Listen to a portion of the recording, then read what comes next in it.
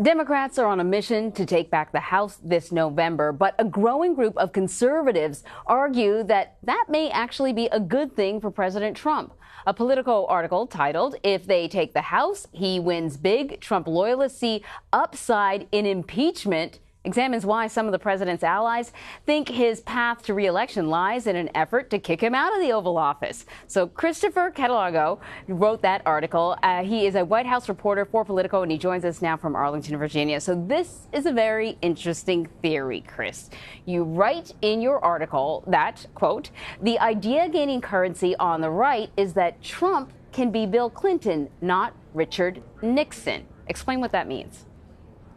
So the reason they're so high on Trump being Bill Clinton and not Nixon is in the months before the impeachment in 1997, 1998, and in the months after, Bill Clinton's poll numbers really shot up. And the poll numbers of congressional Republicans at the time who were launching this impeachment effort over the Monica Lewinsky scandal really fell in the polls. Of course, that was after Bill Clinton's second reelection. So certainly among Clinton's supporters, there was this idea that the right was out to get him. Is there something similar happening with President Trump? What is it about President Trump that gives Republicans the confidence that not only could he survive an impeachment, but he would actually benefit from it?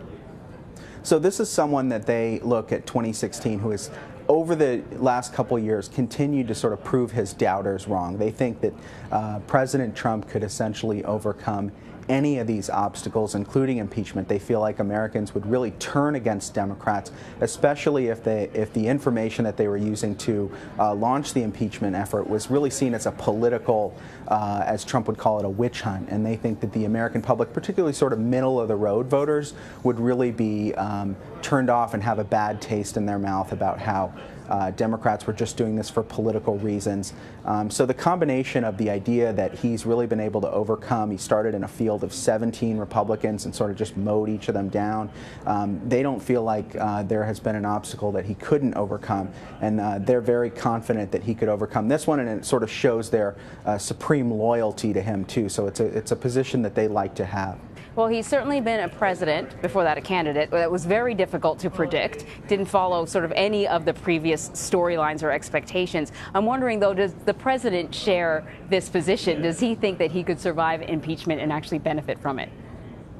For now, the folks inside the White House and most of his allies on the outside campaign believe that the far and away the best position for him is to keep the House.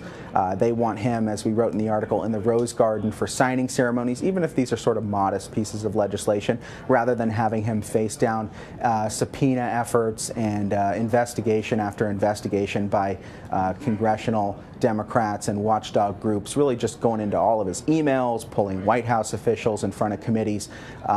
President Trump is certainly right now convinced that it's better for him to keep the House, but there are folks on the outside who are a little worried that as this theory percolates, that he might start to buy into it, and they're worried because they want him on the campaign trail campaigning for Republicans. Right, and not being distracted.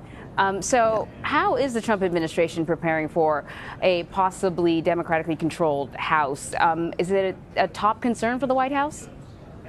Certainly there's a concern. I think that they're seeing him go into some of these early districts, Ohio a couple Saturdays ago, and campaigning in some of these elections and helping push Republicans over the finish line. That's giving them a little more confidence that that they could keep the House. They're sending him to over 50 different events for Senate and House races over the next couple months. He's basically going to be in full-time campaign mode. So certainly we're seeing them trying to avoid that scenario by putting Trump out, because they feel like if they nationalize all of these individual House races and have Trump as sort of the rallying cry for his base and for Republican voters out there, that that's the best position to put Republicans in, and then they wouldn't have to face this scenario of Democrats winning and possible impeachment. And it certainly seems like the president enjoys those sorts of rallies. So, Christopher Cadelago, very interesting theory. Thank you so much.